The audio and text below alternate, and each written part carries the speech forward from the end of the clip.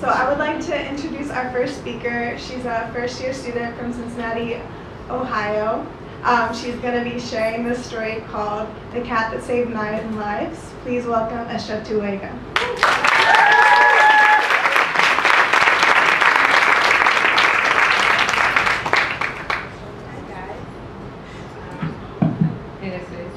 Hi guys, good evening.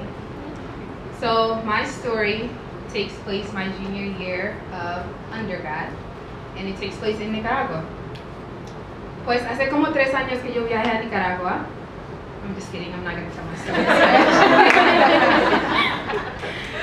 So during my junior year, specifically my second semester, I felt really lost.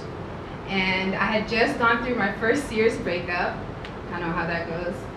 And I felt like I was losing friends left and right too, and I felt really lonely. It was a really lonely time. And as some of you guys know, my mom is in Mauritania, and I hadn't seen her in 10 years, so that just added to the loneliness, feeling like no one really understood me.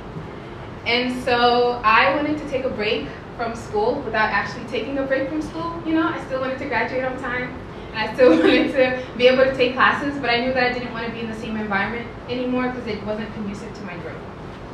So someone had approached me about a trip, a medical mission trip to Nicaragua, where you get to spend 3 months there and live with the host family and immerse yourself in the culture and take classes. And when I heard take classes, I was sold. I was like, that's it, that's where I need to be. I get to take classes, still be on track for graduation, and I don't have to be in Cincinnati anymore. I can get away.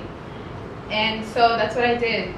I applied, I got in, and we landed a couple of months later in the middle of the night, and then we met our host families the next day. So that was a really life-changing experience, but that's not even my story tonight. My story tonight is about a cat. And so one day, me and another student that had went on a trip, we decided to go to the mall and spend our day there, because capitalism. And so we had spent the day at the mall, and on our way back, we saw a bunch of people standing around the bush. And so we were like, what is going on? Like, why are these people standing around the bush? And it was around 8 p.m. It was kind of late. It was really dark.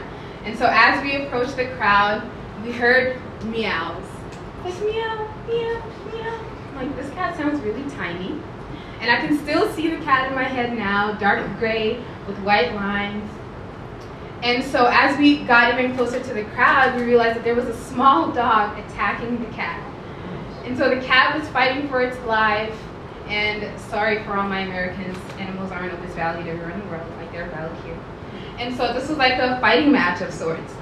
And so after a while, this was too heartbreaking for my friend Allie and I, so we ran home.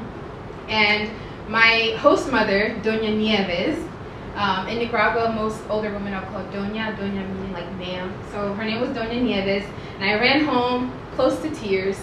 And I said, can I please go get this cat? I really want this cat. I've never had a cat, but I've always wanted a cat. And we all know there's 2 types of people in this world, cat people and people who wish they were cat people. So she said, of course. She gave me a towel, and I went back, iPhone in hand, with a flashlight, looking for this cat, desperately trying to find this cat because I really wanted to save this cat.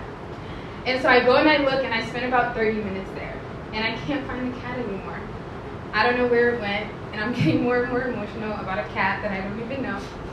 And so I go back home, and I tell her in my then broken Spanish that I can't find the cat. And so she drops the dinner that she was making for us, and we walk back to the bush, and we look for the cat some more. And we spend about an hour there, and we finally find the cat. And it was nestled somewhere. It was probably hiding because it was really, really scared, and it looked like it was about close to death.